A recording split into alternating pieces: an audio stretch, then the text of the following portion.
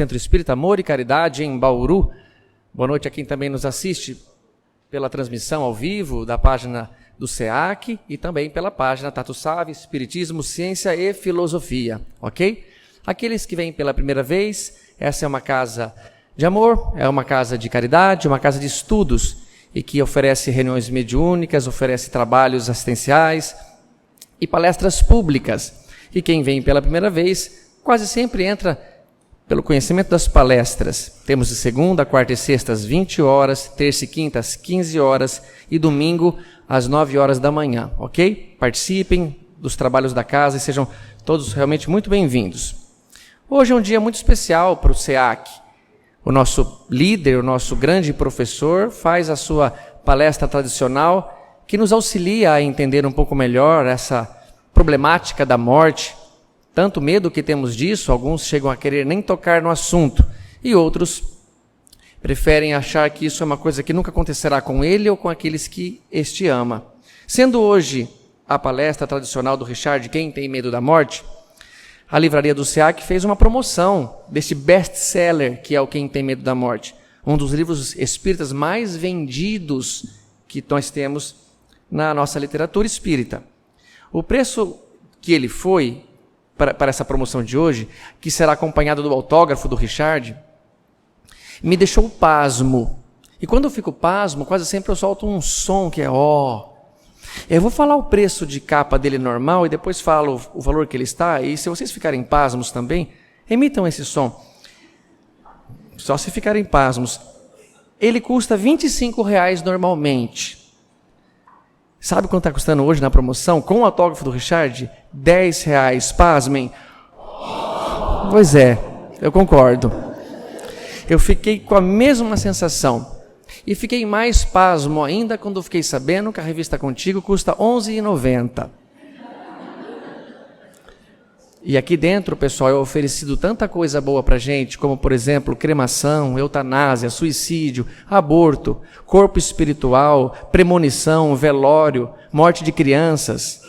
Tudo isso é esclarecido e nos conforta acima de tudo. E não causa para nós mais aflição ainda. Este é um outro livro, também do tema, que trata outros assuntos, e é A Morte, o que nos espera. Preço normal, R$25. Comprando os dois, R$35.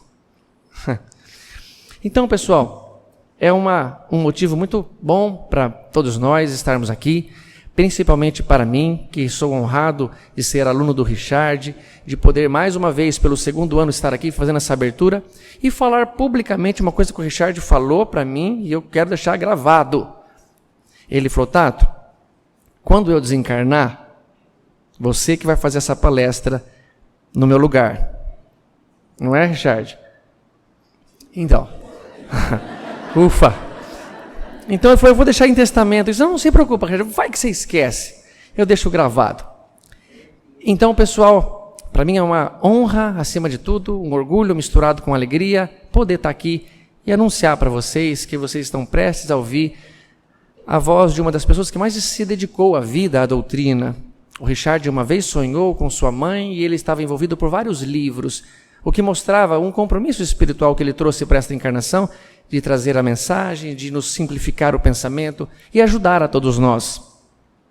E eu só fiz uma breve introdução a dizer para vocês uma coisa. Desde o século II, alguns cristãos rezavam pelos seus falecidos, visitavam os túmulos, nos velórios e nos cemitérios dos mártires para rezar pela alma daqueles que já morreram.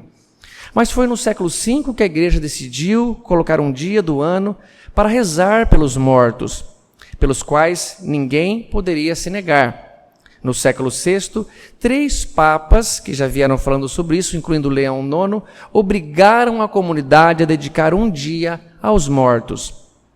Mas foi no século XIII que esse dia passou a ser comemorado no dia 2 de novembro. Mas eu acredito que ninguém precisa obrigar a gente a orar ou sentir saudade daqueles que a gente ama, porque alguma coisa fica funda no nosso coração a lembrar aquele que partiu e voltou para a casa do Pai antes da hora. Para a gente antes da hora, mas para Deus simplesmente voltar para casa. Com essa palestra, passem a entender, nós estamos aqui numa passagem, A casa nossa, aqui da terra, pode ser vista como um albergue, uma penitenciária, mas ao voltarmos para a nossa verdadeira pátria, seremos mais nós mesmos e reencontraremos aqueles que momentaneamente estão separados. Portanto, pessoal, beneficiem-se dessa palestra, aprendam, tirem seus medos e depois, podendo, leve para casa o livro por R$10 do Richard com autógrafo, sabendo que nenhum centavo dos livros dele foi para ele. Todo o dinheiro arrecadado são para as obras do SEAC, para ajudar pessoas que precisam da nossa ajuda. Portanto, eu tenho muito orgulho de estar aqui e convidar o meu amigo Richard Simonetti para mais essa brilhante palestra. Um homem que está servindo a Deus há tantos anos. Com vocês, Richard Simonetti.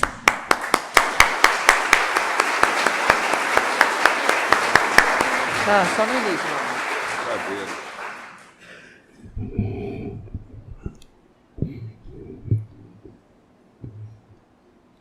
Boa noite, meus amigos. A paz de Jesus, o Mestre Supremo, esteja em nossos corações. Aquela velha história do homem que transitava por uma estrada deserta, altas horas da noite, e ele estava preocupado, transitava em plena escuridão. Naquele trecho de estrada ocorriam frequentes assaltos. E ele caminhava rápido, procurando sair o mais depressa possível daquela região em perigo. E ficou assustado quando percebeu que alguém aproximava-se por trás. Ele virou-se e perguntou em plena escuridão: "Quem vem lá?" Ninguém respondeu. "Quem vem lá?" Silêncio. Apressou o passo. O perseguidor também. Começou a correr, e o perseguidor nos seus calcanhares. E quanto mais ele corria, o perseguidor sempre atrás.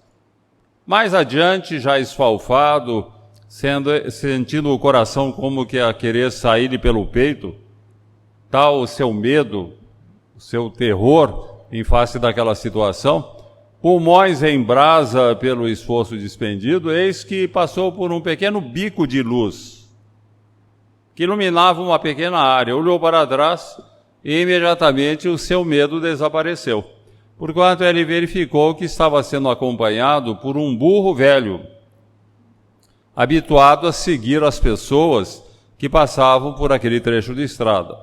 A partir do momento em que ele percebeu a razão de seu medo, verificou que não havia motivo algum para temores. Algo semelhante acontece com relação à problemática da morte. Muita gente tem medo da morte. Muitas pessoas preferem transferir o assunto para um futuro remoto, distante, como se fosse alguma coisa que não devesse acontecer nunca em toda a vida. Por isso a morte apanha as pessoas desprevenidas. Por isso tanta gente se perturba ante a possibilidade da própria morte ou da morte de um familiar. No entanto, não deveria ser assim. Afinal, a morte é apenas o retorno à vida espiritual. Todos nós somos espíritos encarnados. Estamos em trânsito pela Terra. Passamos por experiências compatíveis com as nossas necessidades evolutivas, como um aluno que vai à escola. Mas a Terra não é a nossa pátria. A Terra pode ser para nós uma oficina de trabalho, uma escola, uma prisão, um albergue. Depende do que estejamos fazendo aqui, mas não é o nosso lar. Esse está no mundo espiritual. E para lá todos nós retornaremos um dia. A morte é inexorável, ninguém vai escapar. Todos partiremos. Amanhã, daqui a alguns anos, decênios, todos iremos para o mundo espiritual. Então é importante que aprendamos a definir bem a questão da morte, a problemática da morte, o que ela representa, o que ela é, o que é esse retorno à espiritualidade, que o Espiritismo nos explica e esclarece de uma forma notável.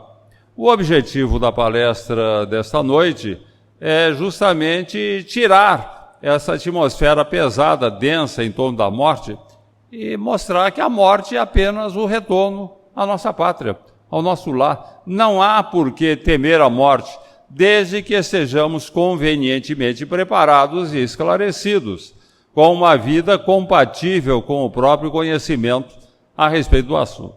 A palestra desta noite visa exatamente isso, tirar o medo da morte. Mostrar que a morte não é um bicho de 7 cabeças, é o retorno à nossa pátria. E para facilitar o entendimento, abordando os vários aspectos da morte, nós vamos contar uma história, a história da morte de um homem. Um homem bom, que cumpriu seus deveres. Estamos particularizando, mostrando um homem bom. É lógico que o homem mau também vai passar pelos trâmites da morte, como nós vamos mostrar. Porque o que vai acontecer com ele quando estiver no mundo espiritual já é uma coisa totalmente diferente. Contaremos a história de Benigno Bellome, um homem cumpridor de seus deveres, como nós vamos ver, que passou pela experiência do retorno à vida espiritual. Naturalmente, uma história como essa que nós vamos contar, ilustrada por slides, aliás, os slides com desenhos que foram preparados por nosso companheiro Misael Garbim, da cidade de Mairinque, são desenhos com falhas técnicas, meio precários, muito simplórios, mas dá para a gente ter uma ideia do que é a morte, do que vai acontecer conosco na nossa hora. E posteriormente, depois de contarmos a história, nós estaremos comentando algumas das questões principais que sempre são levantadas por essa palestra, as dúvidas que ficam no espírito das pessoas. Bom, então vamos contar a nossa história.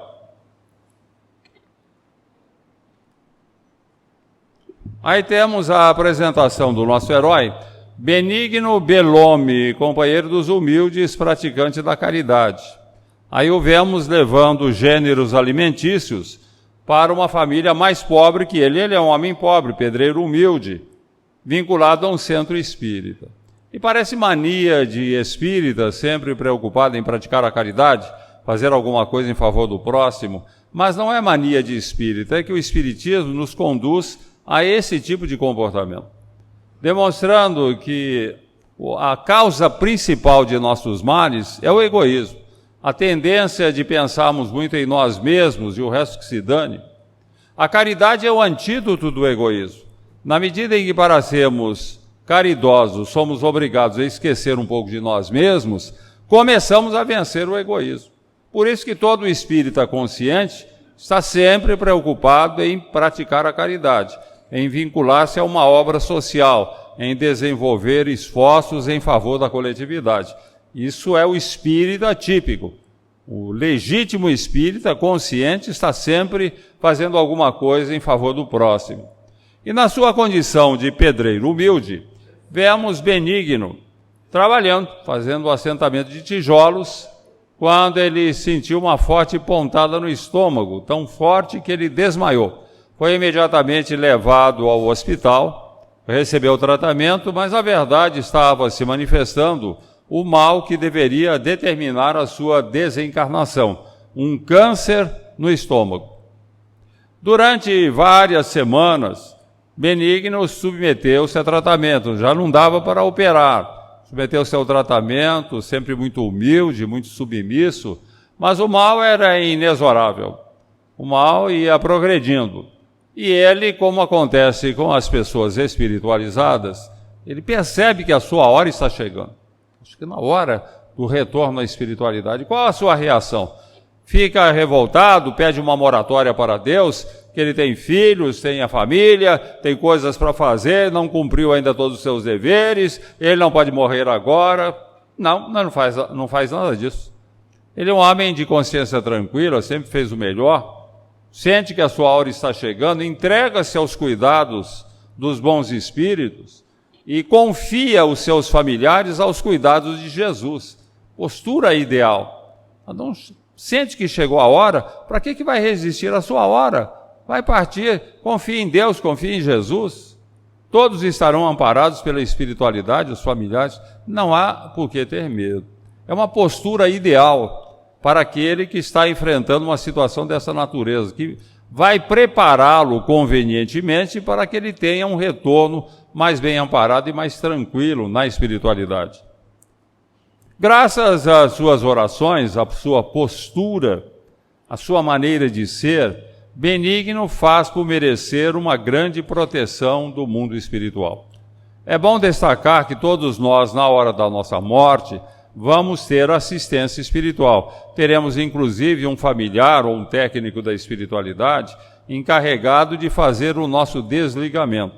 Nós estamos ligados ao corpo físico por cordões fluídicos, dinâmicos, que formam um grande feixe chamado cordão prateado, com várias ligações. Aqui na altura da base do crânio, esse fio nos liga ao corpo físico, a partir do perispírito. Porque quem se liga ao corpo físico não é o espírito, é o perispírito. Então nós somos encarnados. O processo da morte implica em desligamento. Como eu disse, normalmente todos nós teremos alguém para nos ajudar. Benigno não tem apenas alguém para ajudá-lo. Se nós observarmos, vamos ver ali, a mãe de Benigno vem acolhê-lo, ladeada por 2 mentores espirituais. Dá para percebermos aí no desenho ao centro. E observem focos luminosos no ambiente que retratam a presença de mentores espirituais.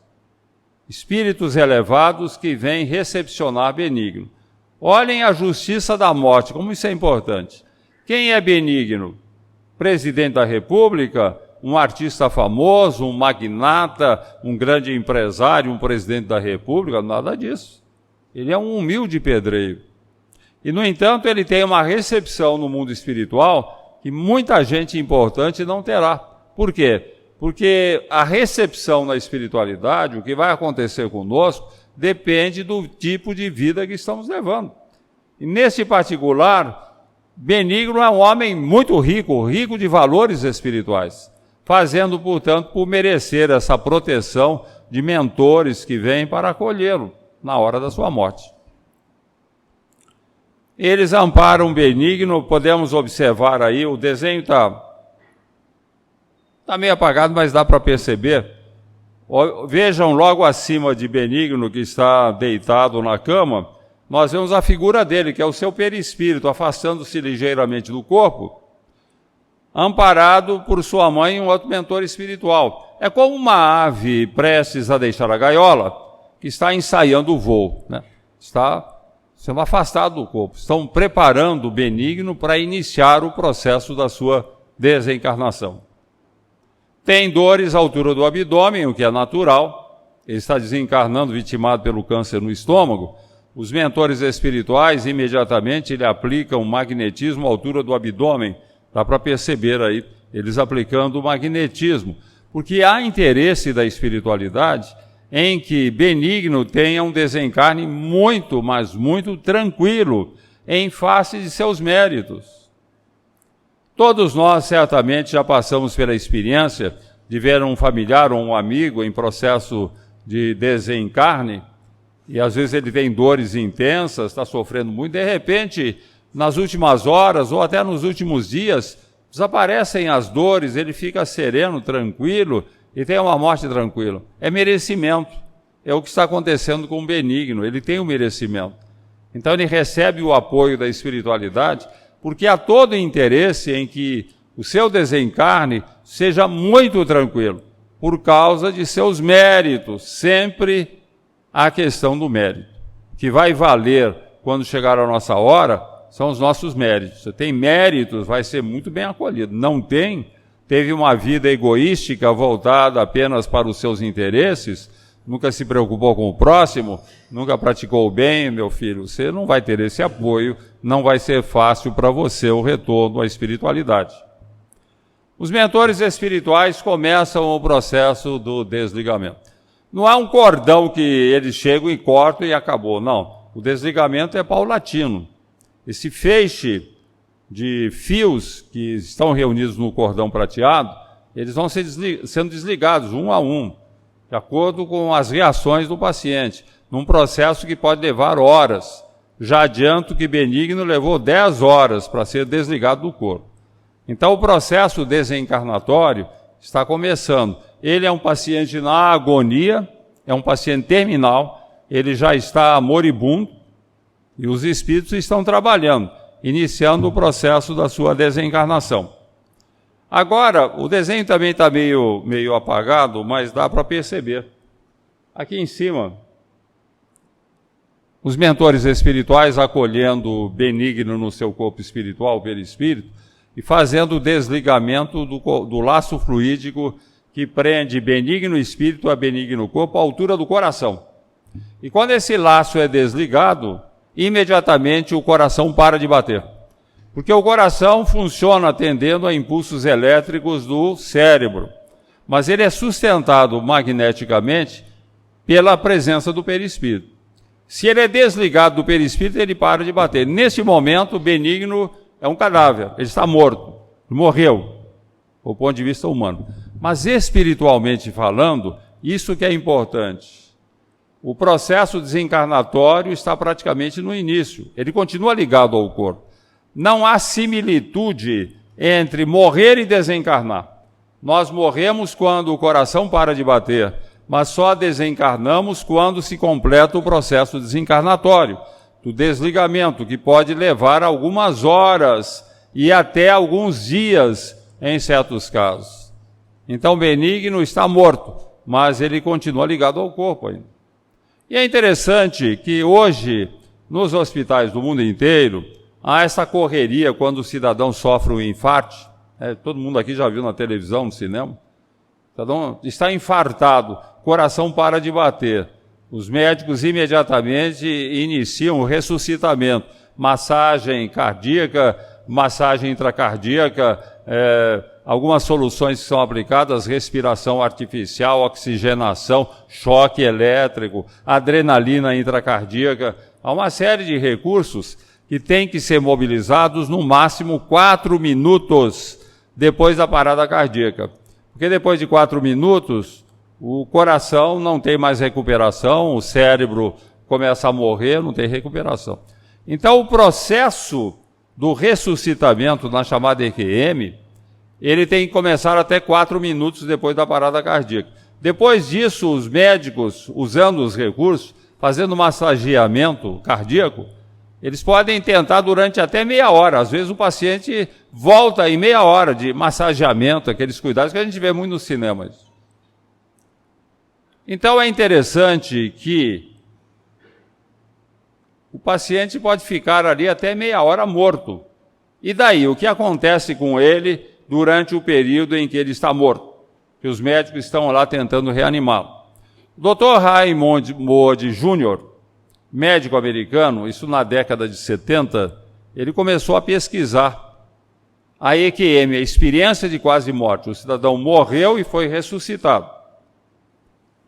Então ele entrevistava os pacientes que tinham passado pela EQM, ele queria saber o que tinha acontecido com o cidadão enquanto ele estava morto. Muitos não têm lembrança nenhuma. Muitos lembram, mas não querem falar. E muitos lembram e falam. E o que eles falam é a mesma coisa, todos dizem a mesma coisa.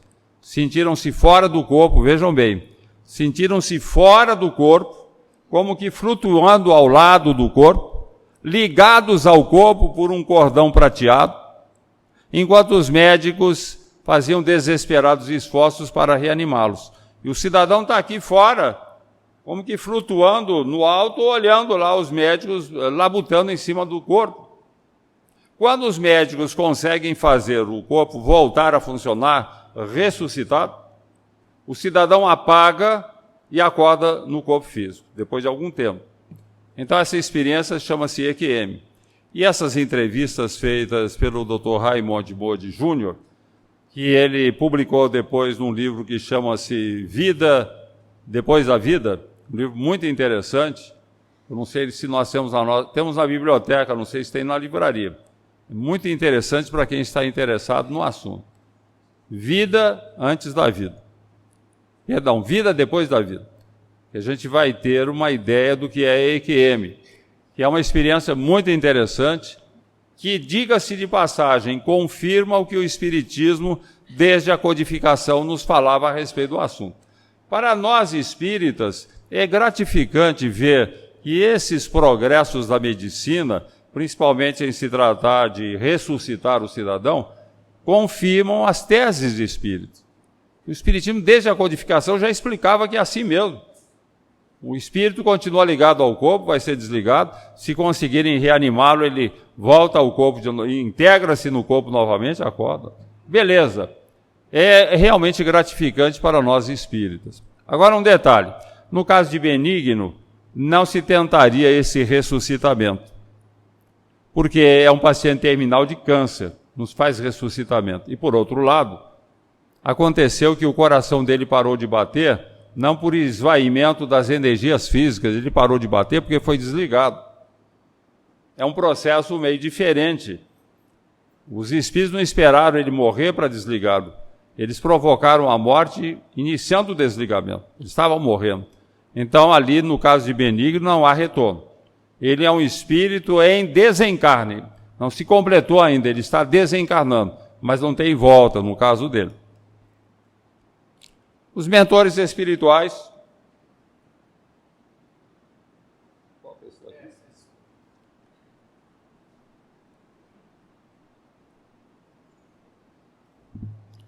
Continuam atendendo Benigno. Vejam que eles estão trabalhando à altura do abdômen, fazendo desligamento de alguns laços fluídicos.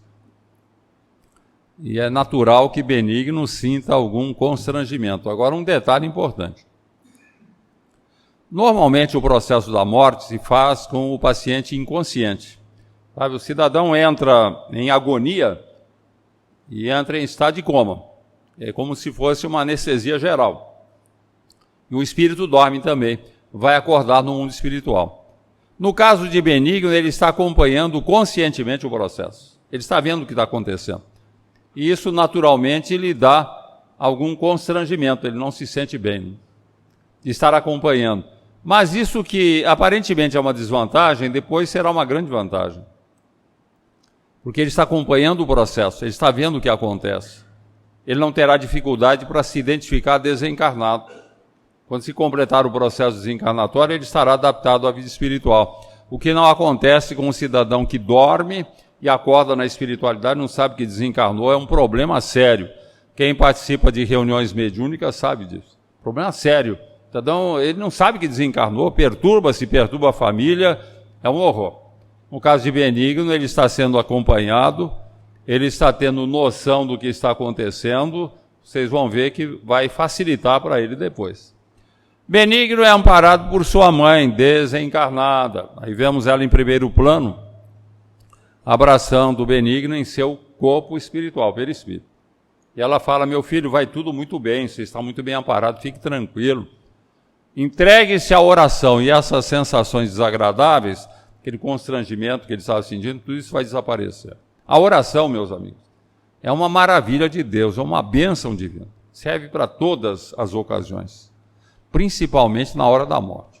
Se a morte de um familiar, se nós estamos partindo, a oração é ligar-se à oração, pedir ao nosso protetor, pedir a Deus, a Jesus. A oração é fundamental. Nos ajuda a vencer as impressões mais desagradáveis do processo desencarnatório. E a mãe de Benigno lhe aconselha isso. Ore, meu filho, ore, lembre de Jesus. Benigno entrega-se à oração. E agora mais tranquilo, mais calmo, ele se sente bem, se tranquilizou, a oração o ajuda. E ele percebe, o desenho também está meio apagado, mas dá para perceber ali, o Benigno, é o cadáver na cama, e os mentores espirituais, levando o Benigno aqui, estão conduzindo o Benigno no seu corpo espiritual para um contato com o mar. Ele mora em região praiana, ele vai para um contato com o mar, a energia marítima o ajuda a retemperar as suas energias espirituais. Mas ele continua ligado ao corpo, ele não está desligado, continua amparado. E é interessante que nesse processo, quando o cidadão está em agonia, quando ele está mais para lá do que para cá, mas o coração ainda está batendo, acontece uma coisa muito lamentável, geralmente, que é o apego da família. Daí a família se coloca ao redor do leito e começa a orar, a pedir que ele não pode morrer, é tão importante. Eu acho interessante, gente, que na morte de familiar, nós geralmente demonstramos um comportamento muito egoísta. Nós pensamos em nós, não pensamos nele. Pensamos na nossa perda pessoal. Ah, o meu filho amado, o meu esposo, ou o meu pai, o meu irmão. Pensamos em nós, na nossa perda. Ninguém pensa naquele que está partindo, aquele que está enfrentando a dificuldade da morte, do retorno à espiritualidade, que, como eu falei, não é uma coisa simples, fácil. É sempre um pouco constrangedora essa situação do espírito. Mesmo que ele esteja adormecido, mesmo que ele não esteja acordado, é um negócio complicado. E acontece pior ainda. Imaginemos que Benigno ainda estivesse vivo, que o coração ainda estivesse batendo, e a família se postasse ali ao redor orando, porque ele não pode morrer, porque ele é importante. Vamos fazer corrente de oração, que é o que as pessoas fazem. Corrente de oração, já todo mundo orando. Forma-se uma teia de retenção com essas vibrações que dá uma sustentação artificial para o corpo. Não evitam a morte, prolongam a agonia. Se o cidadão era para desencarnar em algumas horas, pode levar alguns dias, inutilmente, apenas prolongando a agonia. Isso acontece com muita frequência. Eu conversava com uma médica, ela trabalhava, isso há alguns anos atrás, trabalhava lá naquela equipe de anjos do asfalto, da Via Dutra. A Via Dutra era a rodovia da morte, agora melhorou. O que morria de gente lá não está no gibi. E tinham equipes de socorro que eram chamadas de anjos do asfalto, que socorriam os acidentados. E essa médica que assistiu essa palestra e ouviu esses comentários que eu estou fazendo, ela chegou para mim e falou: Richard, você tem razão, isso acontece com muita frequência. Às vezes ocorre um acidente, o cidadão tem um traumatismo craniano. Nós fazemos o exame, ele está praticamente morto, ele vai morrer mesmo. Não há a mínima condição para a sua recuperação. Daí começam a chegar familiares, amigos, formam aquelas correntes de oração, porque ele não pode morrer, porque ele é tão importante, e vamos orar, e vamos pedir. E a médica comentou comigo: é incrível, o cidadão não morre. Ele está na agonia, ele está inconsciente, mas não morre. Daí, com o passar dos dias, essa teia vai relaxando. O pessoal vai indo para casa, né? Vai se prolongando. E daí, quando a teia vai se desfazendo, os mentores conseguem fazer o desligamento. E é interessante notar também que, às vezes, a família está tão disposta a segurar o cidadão com orações e vibrações, que os mentores espirituais usam um recurso muito interessante. Com passes magnéticos, eles promovem uma recuperação artificial do paciente. Ele estava para morrer, de repente ele recobra a lucidez, balbucia algumas palavras, a família fica feliz. Deus ouviu as nossas orações. Isso geralmente acontece na madrugada, vai todo mundo dormir, que estão exaustos. Os mentores espirituais aproveitam a pausa na teia de retenção e iniciam um desligamento que é irreversível. No dia seguinte a família fica desatinada. Deus nos enganou, né? Deus pensava que ele ia melhorar e ele morreu, né? É interessante que isso acontece com tanta frequência, que existe até um ditado popular a respeito do assunto. O povo fala assim: foi a melhora da morte. Ele melhorou para morrer. Ele melhorou para afastar a família que estava atrapalhando o processo desencarnatório. Não é que nós devemos encarar com frieza uma situação dessa natureza, né? Achar tudo normal, tudo familiar vai morrer, está morrendo, não vou me preocupar. Não, é claro que a gente vai sofrer. Qualquer pessoa, seja espírita, católico, ateu, qualquer um de nós, se temos amor pela pessoa, vamos sofrer. Mas a nossa oração, ela tem que ser neutra, é fundamental. Nós precisamos guardar bem isso. Ore sim, é importante orar por aquele que é o moribundo, que está naquela situação. Mas ore para colocá-lo nas mãos de Deus. Essa é a oração. Nem vamos pedir para ele morrer, que o levem porque está sofrendo muito, ou que Deus o salve, que ele não morra, porque ele é muito importante. Nada disso. A oração tem que ser neutra. Vamos colocá-lo nas mãos de Deus. Vamos vibrar: Senhor, que seja feita a tua vontade. Que o nosso familiar possa receber o melhor. Se tiver que continuar vivendo, que a tua vontade prevaleça. Se ele tiver que partir, que a tua vontade prevaleça. Olha, a beleza da oração, né? A oração de quem está aceitando o que vai acontecer. Não importa se vai morrer ou não, o importa é nós aceitarmos o que Deus vai decidir. Então entregamos nas mãos. Essa é a postura ideal, para que efetivamente estejamos ajudando o familiar querido, ao invés de estarmos a atrapalhar a sua desencarnação. Benigno continua ligado ao corpo. Vejam que ele foi levado para fora do recinto, mas nós notamos que ele continua ligado, dá para perceber. Olha o laço fluídico. Ele vai se distendendo. Se Benigno fosse levado para o outro lado da Terra, no Japão, ele continuaria ligado. Ele está vivo ainda, sob o ponto de vista espiritual, continua ligado ao corpo, embora o coração tenha parado, está morto. Para os homens, morto. Para o plano espiritual, ele está em processo de desligamento. E ele é afastado, como eu já comentei, foi levado para um contato com as energias da natureza, a fortalecer a sua própria condição. Isso acontece com muita frequência. E esse fenômeno de afastamento do corpo acontece conosco diariamente. Diariamente nós vamos para o mundo espiritual. Aliás, eu diria que normalmente nós passamos perto de 1/3 da nossa vida no mundo espiritual.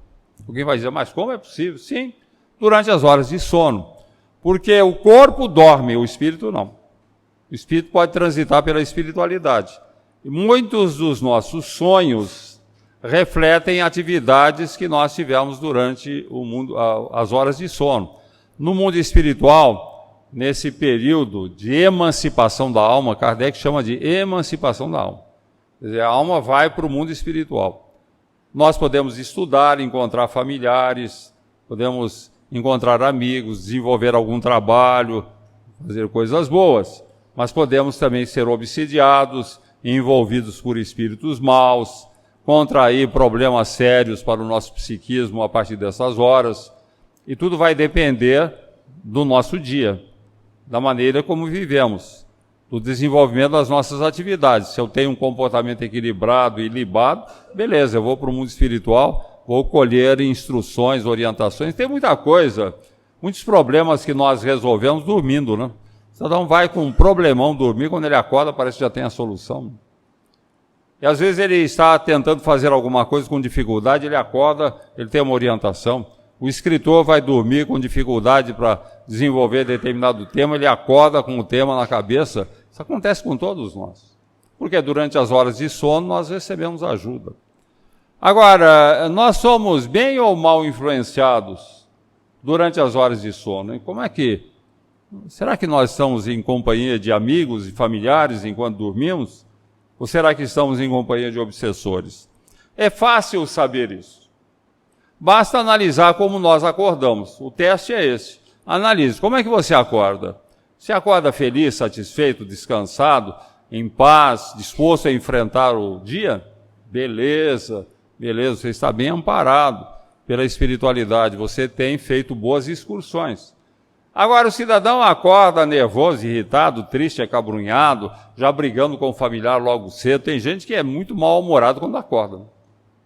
Pode familiar, né, evita até conversar com ele. A sua companhia espiritual está sendo péssima. Se você acorda mal-humorado, você anda mal acompanhado durante as horas de sono. Procure mudar isso. Como é que nós vamos mudar? Mudando os nossos hábitos. Procurando praticar as boas ações, cumprir os valores do Evangelho. À noite, ao invés de estarmos vendo esses programas de televisão que não são nada edificantes, com raras exceções, pega um livro de cunho espiritualizante, algum livro que te traga uma boa mensagem, uma boa história, um livro espírita. Pode ser de outra religião, há livros ótimos, né? Ótimos. É um livro de um sacerdote católico canadense, Michel Quast, chama-se Poemas para Rezar. Beleza. É um dos livros mais lindos que eu já vi na minha vida sobre oração. Ele escreve poemas para rezar. Michel Quast é um livro católico, de um padre católico. Mas beleza, beleza. Tipo do livro para você abrir à noite e ler e pensar no que ele fala ali. E fazer uma oração na hora de dormir, pedir a proteção dos benfeitores espirituais, pedir a Jesus, Jesus, eu vou agora para o plano espiritual que eu vou dormir. Me ajude, Senhor, que eu possa encontrar familiares, que eu possa trabalhar, que eu possa ser útil, que eu possa aprender alguma coisa. Beleza, seremos bem amparados. Então isso deve ser um hábito na nossa vida. Sejamos espírita, católico, protestante, não importa. Somos a oração. Preparemos o ambiente para sermos bem amparados pela espiritualidade na hora do nosso sono. quando ocorre o que Kardec chama de emancipação espiritual. Começa o velório. Velório de família pobre, né? Benigno é um pedreiro humilde, na casa mesmo, na sua casa. E nós vemos aquele pessoal que estava lá no quarto orando, porque eu não comentei isso, mas a família de Benigno é uma família espírita, consciente. Na hora lá em que ele estava tendo o início do desligamento, estava todo mundo orando ali, é a postura ideal, né? Ajudando, entregando o Benigno aos cuidados da espiritualidade, né? Agora esses familiares estão ali na sala de visitas da casa, modesta, simples, né? Caixão, e todo mundo fazendo o quê? Orando, olhem, orando, silêncio. É uma hora solene na vida do espírito, durante o velório. Ele está ali ainda, ligado ao corpo. Vamos orar por ele. Orar, manter o silêncio. Não ficar conversando abobrinha, como muita gente faz em velório. Infelizmente, isso acontece com muita frequência. Começa a chegar gente no velório. Pessoal que vai cumprir um dever de solidariedade. Eu acho interessante, quando nós vamos ao velório, nós cumprimos um dever de solidariedade. Isso é o velório. Mas geralmente cumprimos pela metade, com a presença física, esquecidos da compostura espiritual. Não é só a presença física, é o que você está fazendo ali no velório. Você está ali para ajudar ou para atrapalhar? Vamos se pensar nisso. Nós partimos, infelizmente, de um extremo ao outro, do excessivo respeito que nós tínhamos antigamente para o total desrespeito da atualidade. Antigamente, velório era uma coisa muito séria. Os homens tinham que estar de paletó e gravata, né? Senão seria desrespeito para com o morto. Terno de cores escuras, aparecer com um linho 120 lá, branco, que era comum na época, nem pensar. Sorrir em velório, nem pensar. Desrespeito para com o morto. Todo mundo de cara séria ali acompanhando. E em épocas mais recuadas, havia até mulheres que eram contratadas para chorar no velório. Porque velório que se prezasse tinha que ter muito choro. Então, o cidadão morria, já contratava a dona Maricota, Mariquinha, lá, a Genoveva, elas já vinham com as respectivas cebolas e o lenço para chorar muito, né? Muita lamúria, porque esse era o velório ideal. Tem que ter muito choro. E hoje nós partimos de um extremo ao outro, né? Velório hoje virou reunião social. Acho interessante. As pessoas conversam como se estivessem numa reunião social. Conversam sobre futebol, política, moda, sexo, conversam de tudo. Falam até mal do defunto, né? Já viram em velório falar mal do defunto? Cansei de ver. Quando o cidadão desencarna, ele é promovido a bom. Ele vira pessoa boa. Nós vamos cumprimentar os familiares, né? Com aquele constrangimento, é uma situação constrangedora, e a falta de ter o que falar, a gente fala assim, coitado, né? Tão bom, morreu, né? A gente fala assim. Mas nós não conseguimos falar bem o tempo todo o defunto. E o cidadão começa a falar bem e termina falando mal. Eu cansei de ver em velório, falando mal do defunto. Agora imaginem a situação do cidadão. Ele está ali ainda, guardemos bem isso. Durante o velório, o espírito ainda está ligado ao corpo. E não raro ele está no próprio ambiente ali. Ele está geralmente inconsciente, como eu já comentei, mas ele sofre a pressão do ambiente, sabe? O desrespeito, todo mundo conversando, assuntos que não interessam à economia do momento. Ele fica perturbadíssimo, fica muito perturbado. Por quê? Porque o ambiente o está perturbando. Então, quando formos a velório, vamos ter essa consciência. Nós temos que ajudar e não atrapalhar. Fique em silêncio, ore, fica num cantinho ali, faça uma oração em pensamento. Ou se você chegar perto do cadáver, vai contemplar, ore nesse momento, olha, que Deus o ajude, fulano, que você seja bem recebido, que Jesus o abençoe. Podemos até orar um Pai Nosso, quem quiser, tudo bem, mas tudo em pensamento. É proibido conversar? Não, podemos conversar. Mas converse ali fora do ambiente, lá para fora, voz baixa, assunto edificante. Pense em coisas edificantes, e não em abobrinhas, coisas que não interessam à economia do ambiente. Porque você vai conturbar e você vai dificultar a morte, o desligamento do cidadão. Quando morre um político, um homem famoso, tem milhares de pessoas que comparecem ao velório. Ah, que belo velório, né? Que belo enterro. É o pior enterro. Está cheio de gente lá para falar mal do cidadão, fazer comentários desairosos, contar piadas, tudo aquilo que acontece. Ambiente péssimo. O cidadão morre, não tem ninguém para acompanhar. Indigente, morreu, morador de rua, não tem ninguém para acompanhar. Ótimo, não tem ninguém para atrapalhar. Os mentores poderão ajudá-lo, será tudo mais fácil. Nós temos ideias muito equivocadas a respeito dessa questão da morte. Mas é preciso, como espíritas, se nós temos conhecimento espírita, que aprendamos a respeitar esse momento. E considerar que nós estamos ali para ajudar e não para atrapalhar. Que a gente ajuda com bons pensamentos, boas palavras e, sobretudo, a oração. 10 horas haviam se passado.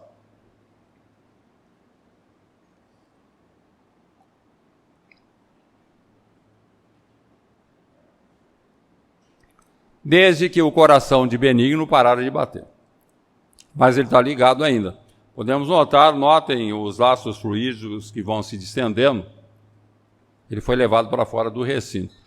E diante de tudo aquilo que nós já comentamos, é o caso de perguntar onde é que está o aspecto mórbido, fúnebre, terrível da morte. Tem gente que tem medo de cadáver e tem medo de caixão. Vocês podem notar que os roteiristas de cinema fazem filmes de terror, sempre tem cadáver e caixão, porque sabem que isso infunde medo nas pessoas. Mas não há por que ter medo. O cadáver é apenas a veste carnal de alguém que partiu. E o caixão é apenas uma caixa de madeira forrada de cetim. Não há por que ter medo. Nós trazemos um atavismo psicológico de vidas anteriores. A gente traz esse atavismo, tem medo de cadáver de caixão. E a gente precisa vencer isso. E vamos pensar muito nas crianças, que às vezes são condicionadas a ter medo de cadáver. Eu me lembro quando eu era menino, que faleceu a minha avó, eu teria meus 6, 7 anos, me levaram para o velório. Outra coisa, para que levar a criança em velório? Me levaram, não me explicaram nada, eu achei aquilo muito estranho. O velório também era na casa de meu avô, e a minha avó dentro do caixão, sobre a mesa da sala de visita. E o povo ali chorando, minha avó era muito querida, todo mundo chorando, e eu vendo a minha avó deitada ali, sem movimento no caixão. Aquilo para mim me espantou muito. E na hora de fechar o caixão, me pegaram no colo, me levaram até perto do cadáver e me disseram: Richard, dá um beijinho na vovó, faça as suas despedidas. Foi horrível, uma das coisas mais horríveis que já me aconteceram. Porque beijar cadáver, gente, aquela face macilenta, aquela palidez cadavérica, frio, né? A pele fria, foi horrível, horrível. Que o familiar faça isso, não há problema nenhum, né? O adulto vai lá, tudo bem, não há problema nenhum. Mas não faça isso com criança. Foi difícil depois eu vencer o medo de cadáver, o medo de caixão.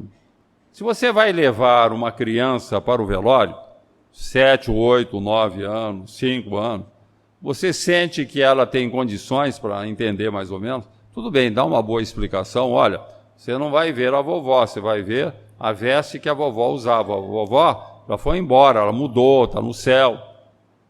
E você está vendo apenas a veste que ela usava. Essa veste, Papai do Céu vai com ela fazer uma outra veste para outra pessoa. Então, de repente, eu dissociei o cadáver da pessoa, que é o importante. A criança saber que a pessoa, que o espírito foi embora, ele está vivo no mundo espiritual. Ali ficou apenas o traje que a pessoa usava. E outra coisa importante é a nossa reação. Para quem tem filhos pequenos, a reação diante da morte do cônjuge. Se de repente o cidadão tem 3, 4 filhos pequenos, a esposa falece de repente, às vezes num acidente, e ele se descabela e se desespera, fica tão fora de si que precisam lhe dar um tranquilizante. O que é que ele está passando para os filhos? Está passando a imagem de que a morte é a pior coisa que possa acontecer na vida, porque quando a mamãe faleceu, o papai só faltou enlouquecer. Ele passou para as crianças essa ideia. Não quero dizer, gente, volto a afirmar, Eu não quero dizer que diante da morte de um familiar, vamos achar tudo muito bonito, maravilhoso. Não. Claro que nós vamos chorar, não é proibido. Claro que vamos sentir, claro que vai doer em nós, se é um ente querido, mas nós temos nessa hora que manter a nossa compostura, sabe? Sem desespero, sem revolta, até mesmo para dar exemplo de que nós estamos convictos de que a morte é apenas o retorno à vida espiritual. A vida verdadeira, aqui na Terra, nós estamos em trânsito, nós não somos da Terra, nós somos do mundo espiritual. Então é isso que nós precisamos assimilar. A gente pode chorar, pode sentir a morte de um ente querido, mas tudo bem, dando exemplo de confiança em Deus. Porque quando nós nos desesperamos, nós estamos dizendo que não concordamos com Deus. É isso que você está dizendo. Você não está concordando com o que aconteceu. Se Deus permitiu, é porque podia acontecer. Então vamos confiar em Deus, vamos tocar a nossa vida. Seria por aí, que é fundamental em nosso benefício e principalmente em benefício daquele que partiu.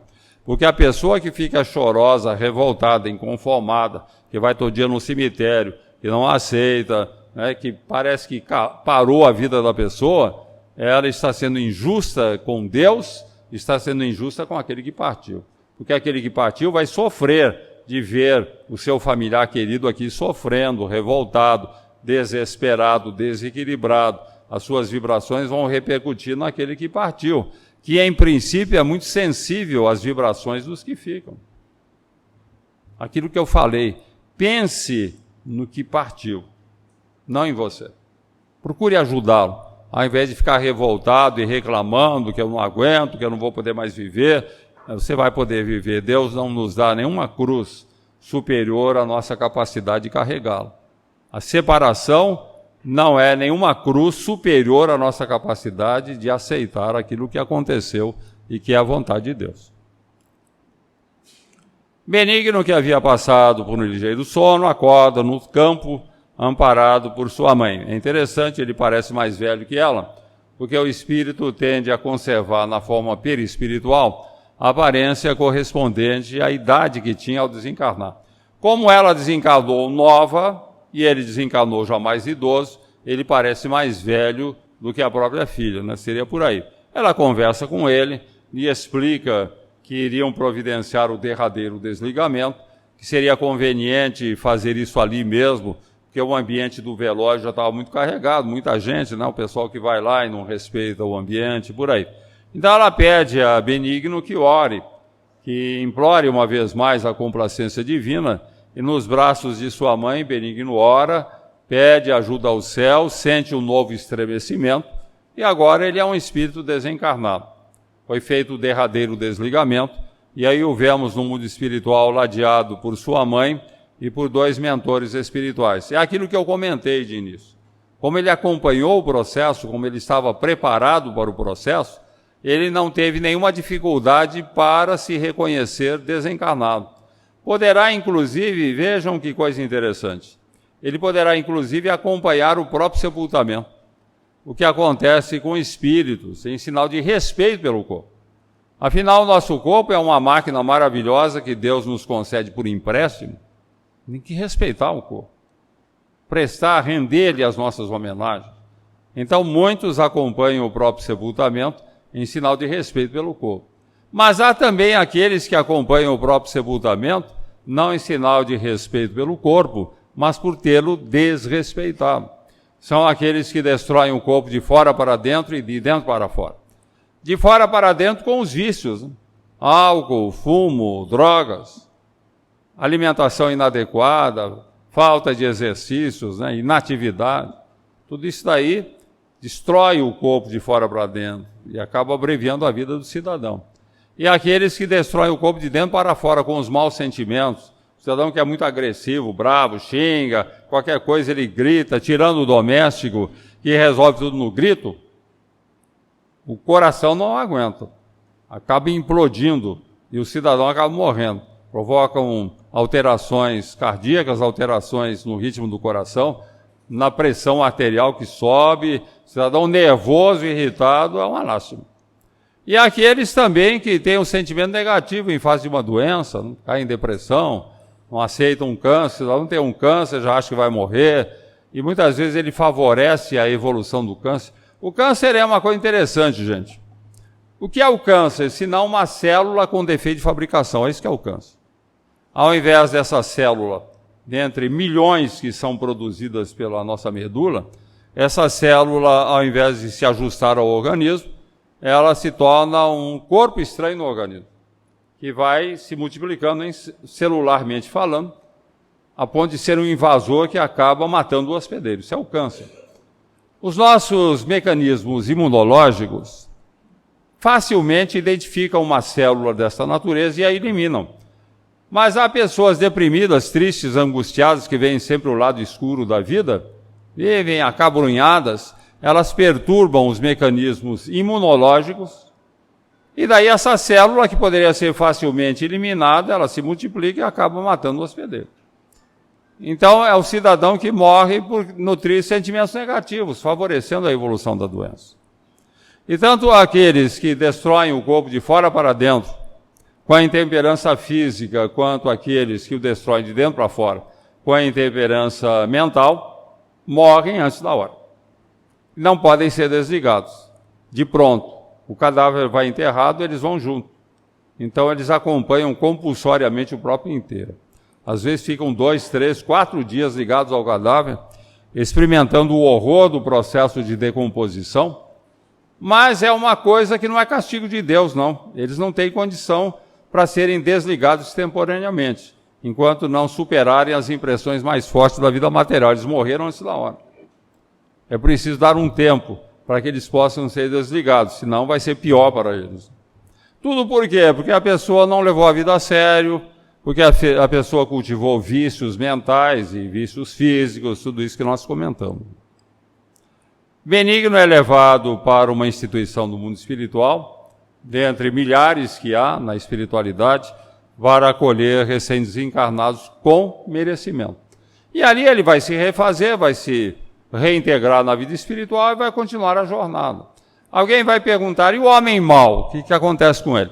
O homem mau também vai ter alguém para desligá-lo, ele vai ter um apoio da espiritualidade, mas depois ele vai ficar por conta de si mesmo. Se ele não tem um lastro espiritual, se ele não tem um investimento para a espiritualidade, se não foi uma pessoa boa, se foi uma pessoa egoísta, ou uma pessoa que teve um comportamento irregular, que prejudicou o próximo, ao desencarnar vai para regiões umbralinas de sofrimento no mundo espiritual, que nós sabemos que isso acontece com muita frequência, mas também não vai ficar lá pela eternidade, vai sofrer muito, um dia vai cair em si, vai se arrepender, vai ser orientado, encaminhado para um hospital, preparado, voltará para uma reencarnação compulsória, aquela que ele é obrigado a fazer, para consertar os estragos que ele fez na sua biografia espiritual. E assim, minha gente, nesse ir e vir, nascer e morrer, renascer e remorrer, reencarnar e desencarnar, é que nós vamos passando pelas experiências evolutivas que vão nos preparando para estágios mais altos de espiritualidade. Felizes aqueles que se empenham nesse mistério e que não precisam ser empurrados pela mestradora, aqueles que despertam, caminham com os próprios pés, tendo o estímulo do conhecimento, o desejo de atingir o infinito. Bom, essa primeira parte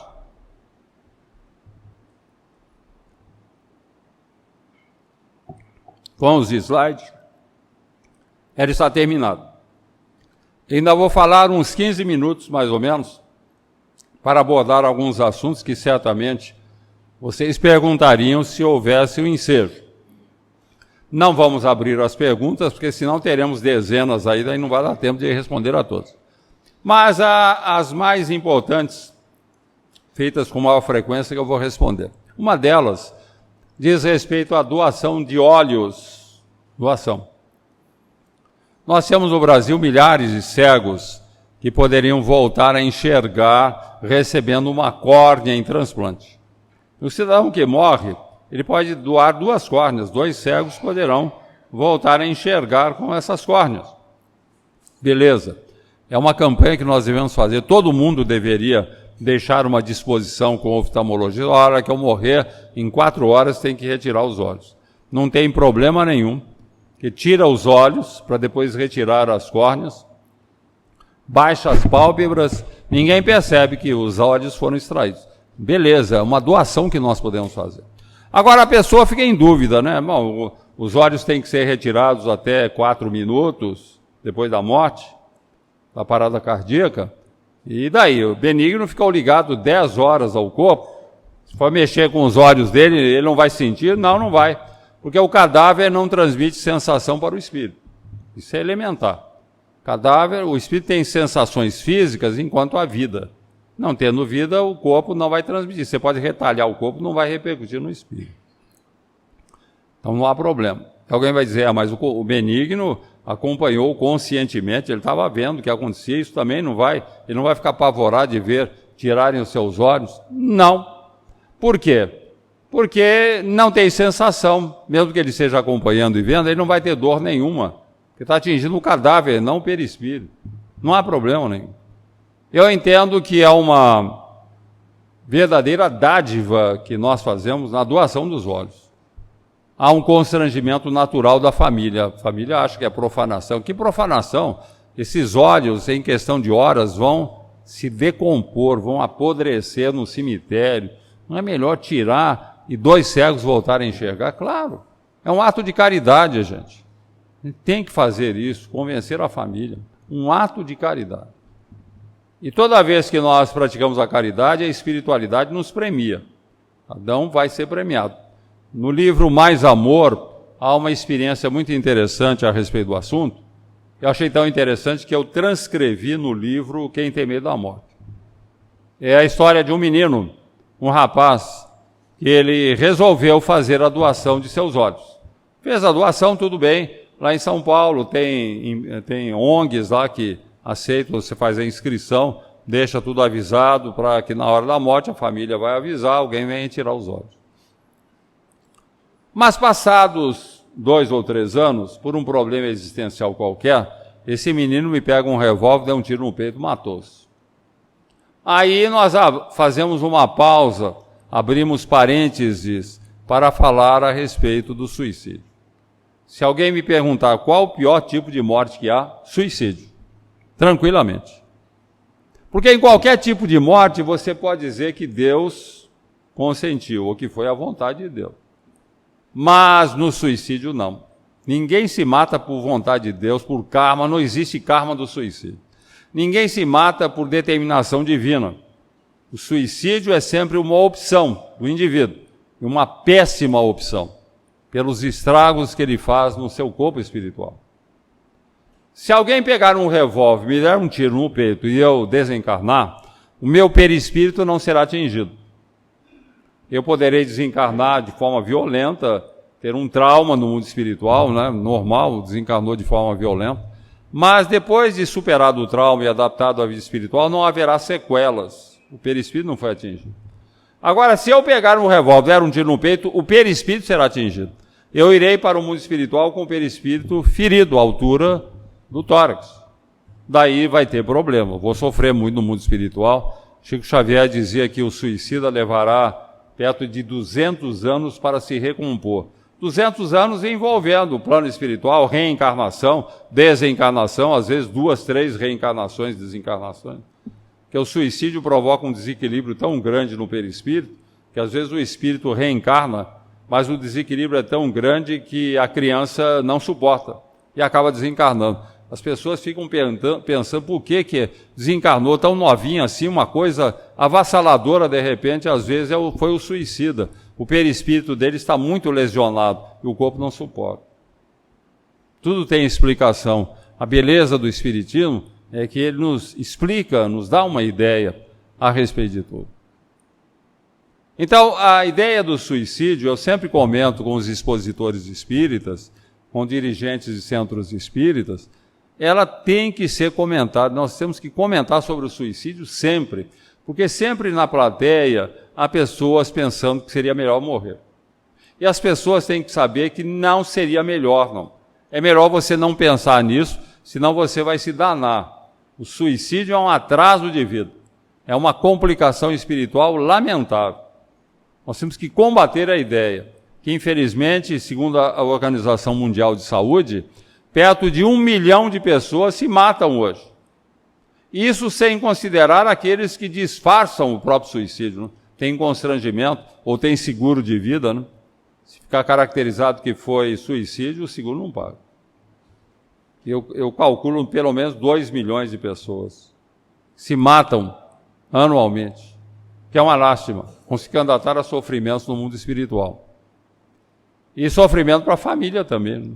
A família também vai sofrer. Então, é um assunto que nós devemos tratar sempre, esclarecer as pessoas, orientá-las. Agora, fechando esse parênteses, vamos voltar para a história do menino que deu um tiro no peito, depois de ter doado as suas córneas. Ele foi para o mundo espiritual, sofreu muito, como todo suicida, né? Pelo ferimento que ele fez no perispírito. Pai sofreu, passou um bom tempo lá, amargurado, sofrido, com dores, até que ele foi socorrido. Todo mundo acaba socorrido, ninguém vai ficar para a eternidade sofrendo. Foi socorrido, amparado, mas ele percebia que naquela região do peito onde ele dera o tiro no corpo físico, ficou um ferimento, e por ali havia uma como que hemorragia fluídica, magnética, que lhe causava muito mal-estar, sabe, como se fosse sangue saindo dali, uma coisa terrível. E os médicos não davam jeito, nada dava jeito. Até que um dia botaram um tampão ali, e o tampão, beleza, cessou o fluxo, e ele se sentiu bem. Quando veio o médico, ele falou: olha, doutor, eu quero lhe agradecer, hein, porque o senhor botou esse tampão aí, maravilha, eu melhorei muito. E o médico falou para ele: não, meu filho, não fui eu. O que aconteceu foi o seguinte: havia um cego que recebeu uma córnea em transplante, e ele voltou a enxergar. E esse cego, ele é muito religioso, muito grato a Deus. Todo dia ele ora, pedindo a Deus, agradecendo a Deus a dádiva de voltar a enxergar, e pedindo a Deus que abençoe o doador daquela córnea que lhe permitiu a bênção de voltar a enxergar. E o doador, meu filho, falou o médico, o doador dessa córnea para o cego foi você. Por isso as orações de agradecimento do cego é que formaram esse tampão que foi colocado aí e você melhorou. Então eu acho essa história muito bonita. Vejam que até um suicida foi beneficiado pela doação de seus olhos. Então não tenhamos medo, gente. Vamos pensar no assunto, vamos fazer a doação. Eu não estou me referindo à doação de coração, pulmões, fígado, rins, que aí é outro departamento, é um negócio altamente complicado. Tem que ser pessoa jovem, inclusive, que desencarna num acidente ou num derrame ou num infarto violento. Quer dizer, são situações especiais. Mas a doação dos olhos, não. Qualquer um, pessoa até de 90 anos, pode doar os olhos, desde que as córneas estejam em boas condições. Geralmente elas não se deterioram com a idade. Então, façamos isso, um ato de caridade. O segundo tema muito abordado nesta palestra diz respeito à cremação. É interessante como as pessoas se interessam pela questão da cremação, perguntam sobre a cremação, querem saber. E eu percebo nesse interesse pela cremação um medo, um temor que a pessoa tem de ser enterrada viva. Então ela quer ser cremada. É interessante, algum tempo atrás, uma jovem conversando comigo, ela me perguntou exatamente isso. Falou: Richard, se eu de repente morrer e acordar na sepultura, o que é que vai acontecer comigo? Você vai morrer. Está debaixo da terra, né? Fechada no caixão. Em poucos minutos vai faltar o ar e você vai morrer asfixiado. Fica tranquilo aí. Já foi feito o velório já foi feito, está atestado de óbito, não vai ter trabalho nenhum para a família, tudo bem, fica tranquilo. Agora, se você tem muito medo, eu comentei com ela, se você tem muito medo que isso possa lhe acontecer, então tem uma providência simples, peça para a sua família colocar um celular no caixão. Se você acordar lá embaixo da terra, liga lá para o Tato providencia para alguém te tirar lá do... Vai lá, Tato. O Tato já se prontificou a socorrer. Depois você dá o número do seu telefone. Tá? Então, não há por que nós termos medo. Isso aí não acontece. Isso é uma ideia que a pessoa tem. Eu diria que é um atavismo psicológico. Porque certamente todos nós já passamos pela experiência do cadáver ser enterrado e a gente vai junto, né? Porque a gente está ligado ainda, não foi desligado. Isso tranquilamente garante que todo mundo aqui já passou por isso. Então, às vezes, a pessoa traz esse atavismo, sabe? Essa ideia de ser enterrado vivo, o medo que tem. Não precisamos ter medo, não. No passado, até podia acontecer do cidadão ser enterrado, às vezes por ocasião de epidemias ou de uma guerra, morria tanta gente que os coveiros improvisados, eles não se davam ao trabalho de saber se o cidadão estava morto ou não, ele ia de cambulhado. Hoje não acontece isso, hoje é preciso o atestado de óbito. Aqui no Brasil, por exemplo, o cidadão, para ser enterrado, o médico precisa examinar. Às vezes a pessoa está com um transe letárgico, por exemplo, o transe letárgico imprime no cidadão a aparência de cadáver, porque o coração passa a bater perto de 18 a 20 batimentos por minuto, tão lento que o sangue não vem à superfície da pele. E ele fica com aquela palidez cadavérica. Tão lento, tão pouco sangue circulando, que ele pode entrar até em rigidez cadavérica. Mas ele está vivo. Então vem o médico para dar o atestado, ele bota o estetoscópio no peito, vê que o coração está batendo. Se ele examinar os olhos, vai ver se ocorreu ou não a midríase. A midríase é uma dilatação extrema da pupila por ocasião da morte cerebral. Ou qualquer leigo pode examinar o cadáver. Você pega um espelhinho, põe nas narinas, é o teste clássico. Põe um espelhinho nas narinas.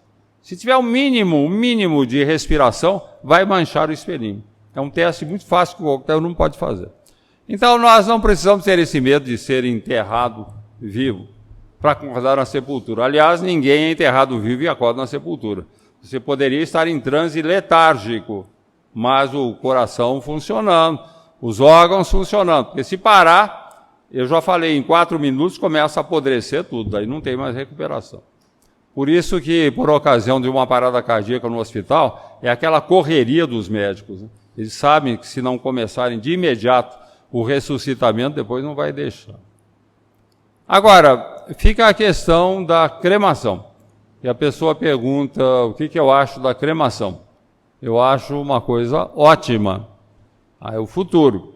Por várias razões. Em primeiro lugar, nós acabamos com o culto aos cadáveres. Pessoa que vai ao cemitério vai cultuar cadáver. Não tem por que ir no cemitério. O cidadão mora lá, lá estão os ossos dele. A mesma coisa é eu cultuar o morto querido no guarda-roupa. Eu vou lá adorar o guarda-roupa, as roupas dele. Não? Peraí, a roupa dele não é ele. E o cadáver não é ele também, ele foi embora. Não? Vou ficar adorando um objeto de uso pessoal como se fosse ele. Vou para o cemitério, como se ele estivesse lá, sala de visitas do além, a gente fala. Temos que acabar com isso, gente. Em segundo lugar, por uma ocasião até de ocupação de espaço, o cemitério ocupa muito espaço. Na China, não sei se vocês sabem, hoje é lei, os cadáveres têm que ser cremados. Por quê? Morrem 12 milhões de chineses por ano. Como é que vai enterrar esse povo todo? Não há espaço para enterrar. Então a lei é essa, crema, e ele não pode enterrar nem as cinzas. Elas são jogadas no mar.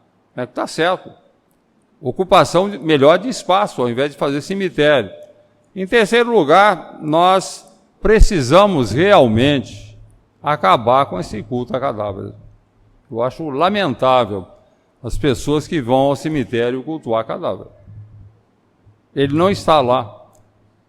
Acho interessante, muito bom, que em datas significativas façamos a nossa homenagem ao morto querido.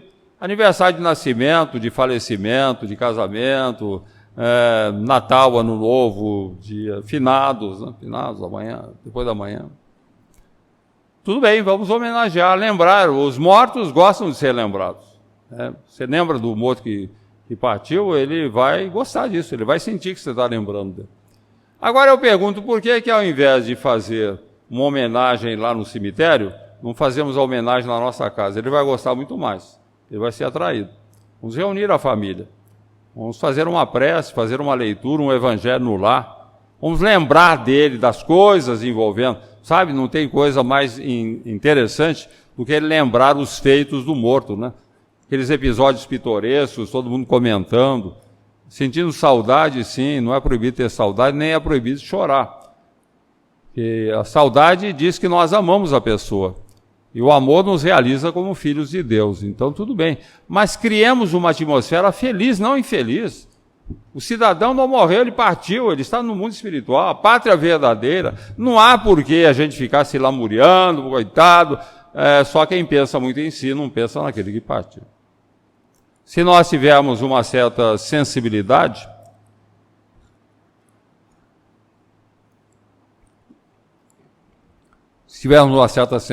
podemos até perceber a presença do morto querido. Se tivermos uma sensibilidade maior, podemos até vê-lo. Há pessoas que vêm, faz a reunião em família, vamos fazer uma oração, uma leitura, conversar. De repente, pessoas da família, eu estou vendo, ou eu vi, ou eu senti, estou sentindo a presença dele. Naturalmente, para que nós passemos por essa experiência gratificante, é fundamental que deixemos de transformar os mortos em assombração. Para muita gente, morto é assombração. Gosto muito do meu pai, adoro meu pai que já morreu, mas não quero vê-lo, não. Mas não quer ver por quê? Não porque virou assombração. Não, é seu pai, não é assombração. É seu pai, é assombração. E o cidadão acha que se ele ver o pai, ele vai ter um infarto de susto, não? Por quê? Porque virou assombração. Então, muita gente inibe a possibilidade de ter uma visão do morto querido, porque tem medo. O medo inibe.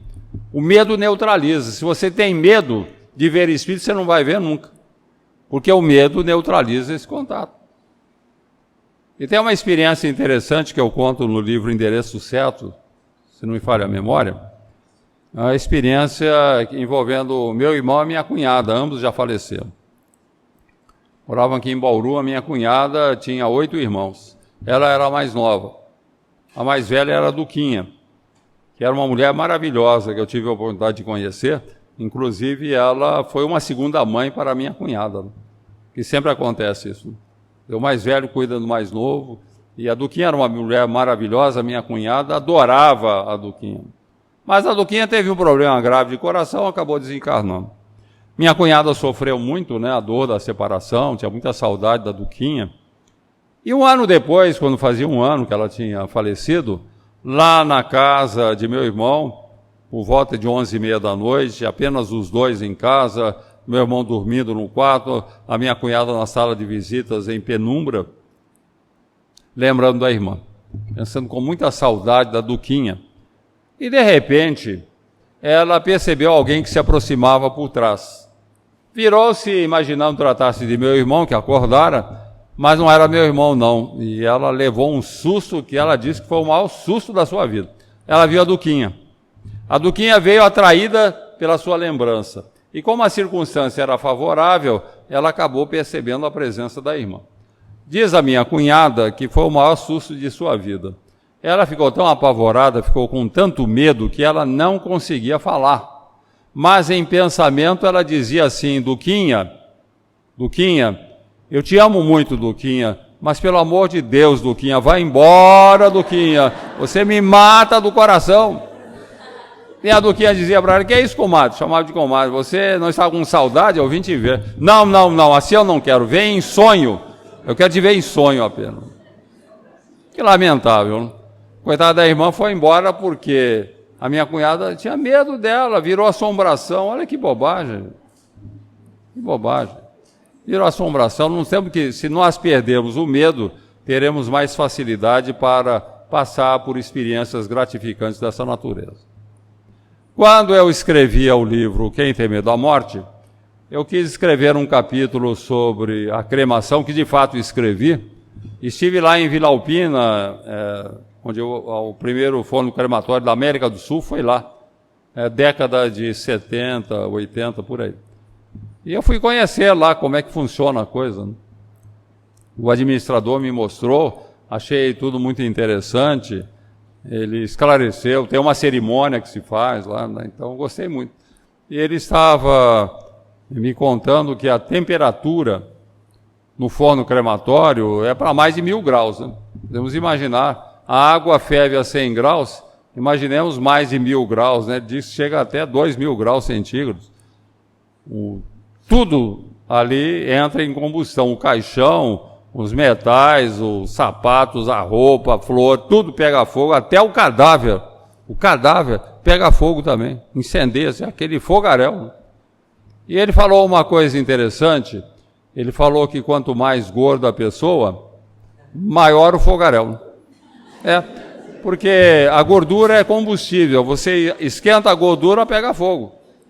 Então, quem estiver pensando em ser cremado, é bom fazer um regime para morrer, emagrecer, senão vai ser aquele fogaréu, vai ser terrível. O Tato não vai ter dificuldade nenhuma. Ele não vai. O Tato não vai desencarnar, ele vai desensossar. Ele vai sair dos ossos. Mas um cidadão me perguntou o que eu achava a respeito da cremação, e ele comentou, se porventura eu for cremado e estiver ainda ligado ao corpo, estou ali ligadinho e o cadáver vai ser cremado, o que vai acontecer comigo? Bom, você vai achar que está no inferno, meu filho, aquele fogaréu todo lá, meu Deus, vim parar no inferno. Mas eu estou brincando. O que vai acontecer é que ele vai ser desligado extemporaneamente, não é bom para o espírito. Ele não vai ser queimado, mas ele vai ser desligado. Destrói o corpo, então não é interessante. Emmanuel, isso é uma coisa que nós devemos guardar, hein, gente? Emmanuel recomenda que se espere 3 dias. Em 3 dias, diz Emmanuel, normalmente o espírito estará desligado. Se não por alguém, pela própria natureza. Na medida em que o cadáver entra em decomposição, os laços vão se desfazendo. Então, é esperar 3 dias. Lá em Vila Alpina, quando eu conversei com o administrador, eu perguntei a respeito dessa espera, ele falou, não, realmente os espíritas pedem para esperar 3 dias. Rosa Cruz, 1 semana. Ele não sabia explicar, nem eu sei porquê. Eles pedem 1 semana. Então, se quiser ficar 10 dias esperando, tudo bem, não há problema nenhum. Eles guardam o cadáver pelo tempo que a família pedir. Assim, funciona ali como se fosse um hotel do morto, né? Um hotelzinho. Ele tem que pagar uma diária, naturalmente, mas não é muito caro, não, porque não há refeições. Não tem refeição, né? Então fica baratinha a diária lá. De qualquer forma, gente, não há dúvida nenhuma de que a cremação é o futuro. Por questão de espaço, principalmente, não tenhamos dúvida nenhuma. Futuramente todos nós seremos cremados. E não há problema nenhum nisso. Esperando 3 dias, o espírito já desligou, acabamos, inclusive, com o culto aos cadáveres. Bem, gente, vamos chegando ao final. Eu queria apenas, para encerrar, falar de uma coisa muito importante. Uma palavra que deve estar presente em nossa vida quando enfrentamos situações dessa natureza. A morte de um ente querido. Chama-se submissão. Eu diria que 80% dos nossos sofrimentos diante da morte de um familiar são redundantes da revolta, da não aceitação. Tá? Você não aceita, então a pessoa fica doente, fica deprimida, pensa em se matar, é horrível.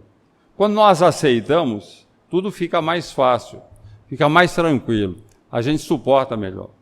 Então a recomendação espírita é essa, o familiar partiu, ele não morreu. Ele não está em compartimento estanque, ele continua olhando por nós. Nós vamos reencontrá-lo quando chegar a nossa hora. Podemos reencontrá-lo durante as horas de sono. Então é importante que nos submetamos, que aceitemos. Por isso eu gostaria de terminar a palestra lembrando de uma história que eu conto também no livro Quem Tem Medo da Morte, que eu acho muito singela, muito ilustrativa e uma historinha realmente emocionante. É a história de um rabi, um pregador religioso do Oriente, que era um homem muito feliz, casado. No Oriente o pregador pode se casar, não? Tinha 2 filhos, 2 rapazes, admiráveis, né? A esposa, um exemplo na fé. Os 2 filhos, disciplinados, diligentes, inteligentes, obedientes. Tudo que um filho pode ter de bom, aqueles 2 meninos tinham. Então o pastor, como não podia deixar de ser, ele vivia muito feliz com a família. Mas um dia ele teve que viajar, viagem longa por força de suas obrigações religiosas, e vamos destacar que a história se passa no início do século passado. Não havia telefone, não havia contato para avisar as pessoas. E ele foi para longe fazer as suas pregações. Nesse ínterim aconteceu um grave acidente na cidade e os 2 filhos morreram. Não foi um filho que morreu, foram 2 filhos. E não foram quaisquer filhos, foram aqueles filhos. Podemos imaginar o sofrimento daquela mulher, daquela mãe. Mas ela deu um testemunho maravilhoso. Chorou, extravasou a sua emoção, lágrimas limpas de revolta e desespero, não clamou contra Deus, consolava aqueles que vinham consolá-la, mas a sua preocupação depois do sepultamento era com o marido, que estava longe. E ele, embora fosse um rabi, um pregador religioso e uma pessoa muito boa, ele era um tanto intempestivo nas suas reações. E ele tinha uma lesão cardíaca. E ela temia que uma reação mais forte da sua parte pudesse provocar a sua morte. Então ela começou a orar, pedindo a Deus que a inspirasse, que lhe desse ideia de como comunicar ao marido a morte dos filhos, sem que ele tivesse uma reação passível de ameaçar a sua própria vida. E como sempre acontece, quando oramos com o coração, Deus não a deixou sem resposta. Ela teve uma intuição. Dias depois chegou o marido. Chegou à tardezinha, cansado pela longa viagem. Foi logo abraçando o saudoso a esposa e perguntando pelos filhos. Os nossos filhos, mulher? Ah, meu bem, os filhos virão depois. Agora você vai banhar-se enquanto preparo a nossa refeição. E assim foi feito. Minutos depois, eles tranquilamente tomando a refeição. Com todo aquele envolvimento carinhoso de pessoas que se amam muito e que estiveram separadas por algum tempo. Mas o rabi continuava preocupado. E os nossos filhos, mulher, estão demorando a chegar. Ah, meu querido, não se preocupe, os filhos virão depois. Agora, eu quero que você me ajude a resolver um grave problema, um problema que está me afligindo muito. O que houve? Perguntou ele. Percebo agora que você esteve chorando, está abatida. O que aconteceu? Ah, meu bem, é que enquanto você estava fora, eu fui procurado por um amigo que confiou à minha guarda 2 joias de alto preço. E o problema agora é esse, ele quer as joias de volta e eu não quero devolvê-las. Afeiçoei-me a elas. Mas o que é isso, mulher? Você sempre comentou que joias são expressões da vaidade feminina? É, meu bem, é que você não viu as joias, elas são maravilhosas. Apaixonei-me por elas, mas não lhe pertencem. Devem ser devolvidas. Mas poderíamos ficar com elas, meu querido? Não, isso é apropriação indébita. Não, eu não quero roubá-las, nós poderíamos comprá-las. Comprá-las como, se não temos dinheiro? Venderemos a nossa casa. A nossa casa, o nosso lar, o nosso bem, a nossa bênção, por causa de joias, expressões da vaidade feminina, de forma nenhuma. Amanhã mesmo eu vou com você. As joias serão devolvidas ao legítimo dono. Pois bem, meu querido, suspirou a esposa, seja feita a sua vontade. As joias serão devolvidas. Na verdade, meu querido, elas já foram devolvidas. Elas já foram devolvidas. As joias eram nossos filhos. Deus, que nos concedeu por empréstimo a nossa guarda, veio buscá-los e os levou. E o rabi, embora recebendo uma notícia tão trágica, tão triste, percebeu a mensagem que vinha junto, a mensagem da submissão. Chorou, extravasou a sua angústia, a sua amargura, mas sem reações mais fortes, passíveis de colocar em risco a sua própria vida. Abraçou-se a esposa a chorar, agradecendo a Deus por ter a seu lado uma mulher tão firme na fé. E ambos, em uníssono, olhos rasos d'água, mas revelando a mais perfeita submissão à vontade de Deus, repetiram as santas palavras de Jó: Deus deu, Deus tirou, bendito seja o seu santo nome. Jesus nos abençoe.